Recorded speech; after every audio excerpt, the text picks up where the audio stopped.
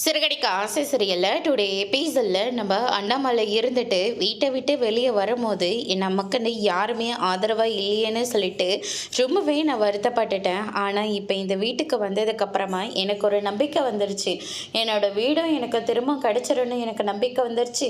வீட்டை விட மனுஷனுங்க ரொம்ப முக்கியம் இல்லை, நீங்கள் எல்லாரும் இருக்கீங்கல்ல, அதுவே எனக்கு ரொம்ப சந்தோஷமாக இருக்குது அப்படின்னு சொல்லிட்டு நம்ம அண்ணாமலை வந்து ரொம்பவே சந்தோஷத்தோடு சொல்லிக்கிட்டு இருக்காங்க. அதுக்கு அடுத்ததாக வந்து பார்த்திங்கன்னா இந்த பக்கம் நம்ம விஜயாவை சாப்பிட்றதுக்காக கூப்பிடுறாங்க.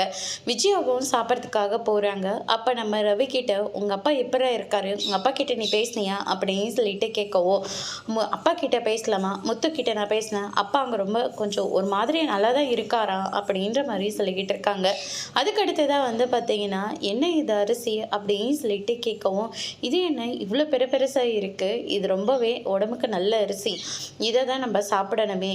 இல்லை நான் என்ன கேட்குறேன்னா இந்த சீரக சம்பா அரிசி, அதுக்கப்புறம் பொன்னி அரிசி, இந்த மாதிரியெல்லாம் எதுவுமே கிடையாதா, அந்த அரிசியெல்லாம் நாங்கள் எதுவுமே எடுத்துக்கிறது கிடையாது அப்படின்ற மாதிரி சொல்லிடுறாங்க. அதுக்கு அடுத்ததாக வந்து பார்த்திங்கன்னா இல்லை எனக்கு இந்த மாதிரி அரிசி சாப்பிட்டா எல்லாம் அலர்ஜி வந்துடும், அதனால் எனக்கு சாப்பாடு வேண்டாம் அப்படின்ற மாதிரி சொல்லிக்கிட்டு இருக்காங்க.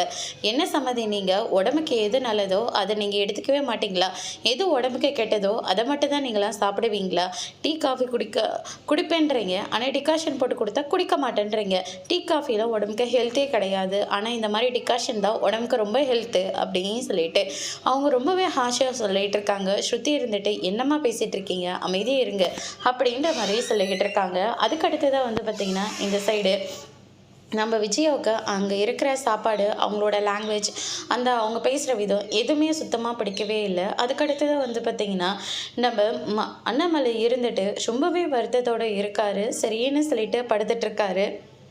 நம்ம சந்திரா இருந்துட்டு நீயும் அப்படி இங்கே படுத்துக்கோங்கம்மா, நானும் சத்யாவும் போய் மேலே படுத்துக்கிறோம் அப்படின்ற மாதிரி சொல்லிக்கிட்டு இருக்காங்க.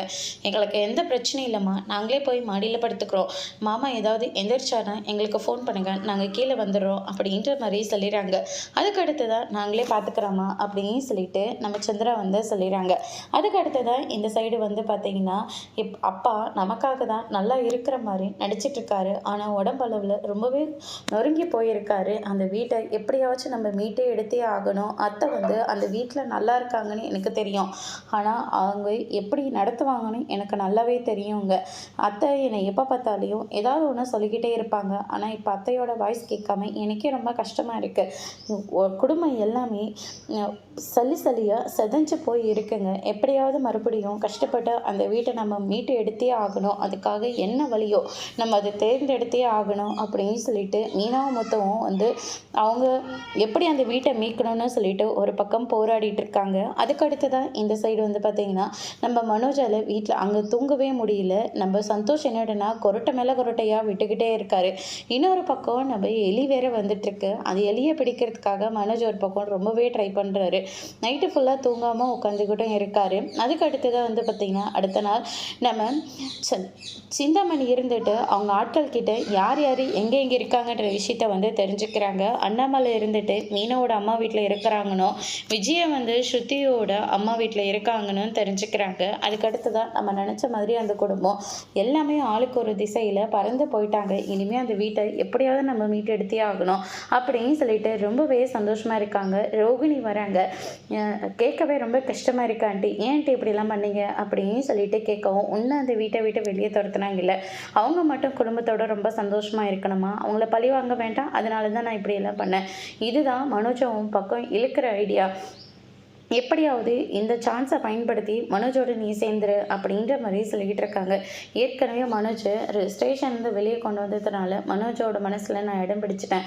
இப்போ மனோஜை நான் என் கூட கூட்டிகிட்டு போனால் கண்டிப்பாக நாங்கள் 2 பேரும் சேர்ந்துருவோம். சரி ஆண்டி, பார்லருக்கு டைம் ஆச்சு, நான் கிளம்புறேன்னு சொல்லிட்டு நம்ம ரோகிணி அங்கேருந்து கிளம்பிடுறாங்க. அதோட இன்னைக்கான எபிசோட் முடிச்சிருக்காங்க. இனி சிறுகடிக்க ஆசை சரியில்லை. அடுத்தடுத்து என்னெல்லாம் நடக்க போகுதுன்றதை வெயிட் பண்ணி பார்க்கலாம். தேங்க்யூ.